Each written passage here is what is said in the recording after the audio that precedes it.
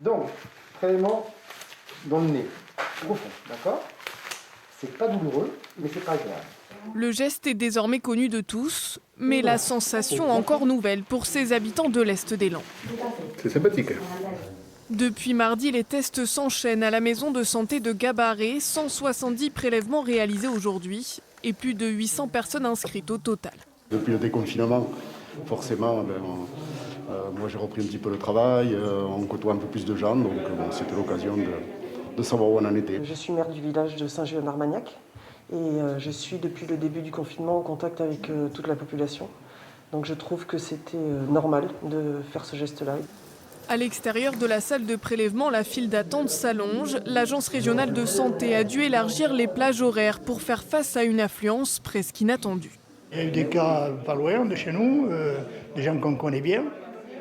Et donc on ne les a pas approchés de près, mais on ne sait jamais.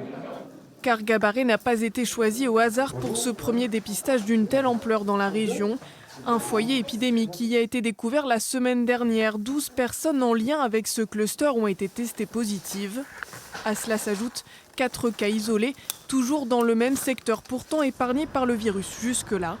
Suffisant pour alerter les autorités sanitaires. On a dit attention, il y a peut-être plusieurs cas. On a au moins un cluster qui est lié à un événement familial et puis à côté il y a d'autres cas. Donc attention, qu'est-ce qui se passe dans cette zone? Donc l'objectif de ce dépistage, au-delà de l'accessibilité pour les personnes, c'est bien d'essayer de voir si véritablement il y a d'autres sources d'inquiétude ou non. Si les données recueillies pour l'instant sont globalement rassurantes, quelques cas se seraient avérés positifs. Les premiers résultats seront communiqués officiellement demain.